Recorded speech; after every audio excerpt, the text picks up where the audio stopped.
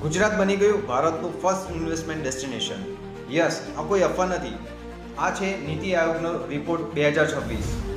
જો હું તમને કહું કે ભારતની સૌથી મોટી ગવર્મેન્ટ થિંક ટેન્ક એ જાહેર કર્યું કે ગુજરાત આજે ઇન્વેસ્ટમેન્ટ માટે દેશનું ફર્સ્ટ નંબરનું રાજ્ય છે, તો શું તમને ખબર છે કે એનો સૌથી મોટો ફાયદો કોને થશે? માત્ર ઉદ્યોગોને નહીં, પણ રિયલ એસ્ટેટના ઇન્વેસ્ટર્સને પણ. નીતિ આયોગની 2026ની રિપોર્ટ મુજબ ગુજરાતને ઇન્વેસ્ટમેન્ટ ફ્રેન્ડલીનેસમાં સમગ્ર દેશમાં પ્રથમ સ્થાન મેળવ્યું છે. આનો અર્થ શું છે?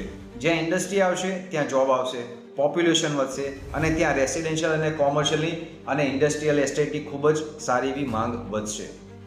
આ રિપોર્ટમાં ખાસ કરીને કેટલાક ગ્રોથ ઇકોસિસ્ટમ પર ભાર મૂકવામાં આવ્યો છે, જેમાં ગિફ્ટ સિટી, ધોલેરા, સાણંદ વિરમગામ જે ઓટોમોબાઈલ, ઈવી, સેમિકન્ડક્ટર માટે જે ફેમસ થયેલું છે, अमेरिका की सिलिकॉन वैली, ताइवान का शिंचू साइंस पार्क, जापान का silicon island, Tsukuba science city, ये सब क्लस्टर के महत्व को दर्शाते हैं.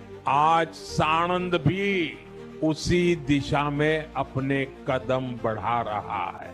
દહેજ પેટ્રોકેમિકલ્સ માટે ઝઘડિયા અને સાયખા જે કેમિકલ મેન્યુફેક્ચરિંગ ક્લસ્ટર્સ છે, જે ખૂબ જ મોટી આજે ભૂમિકા ભજવી રહ્યું છે. એટલે સિગ્નલને તમે સમજી રહ્યા છો ને? ગુજરાતની સૌથી મોટી તાકાત શું છે? મજબૂત ઇન્ફ્રાસ્ટ્રક્ચર. ગુજરાતના મર્ચન્ડાઇઝ એક્સપોર્ટમાં આશરે 31% ગુજરાતમાંથી આવે છે. ઇન્ડસ્ટ્રીયલ પાવર કોસ્ટ ભારતની સરેરાશ કરતાં લગભગ 29% ઓછી છે. પાવર સપ્લાયમાં લગભગ 23.8 કલાક પ્રતિ દિવસ અને ભારતમાં સૌથી વધુ આયોજનબદ્ધ નેશનલ એક્સપ્રેસ વે લેન્થ 635 કિલોમીટરની. ગુજરાતની પોર્ટ એફિશિયન્સી દેશમાં આજે શ્રેષ્ઠ ગણાય છે. એટલે જ મોટા ઉદ્યોગો ગુજરાતને પસંદ કરી રહ્યા છે.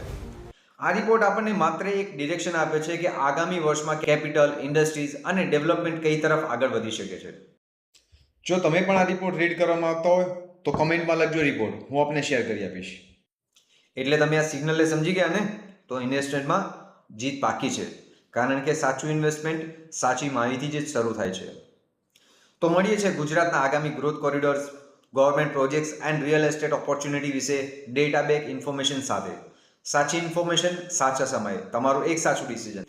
હું Niranjan Trivedi from western real estate company, क्योंकि आज गुजरात बोल रहा है. राम राम, राधे राधे.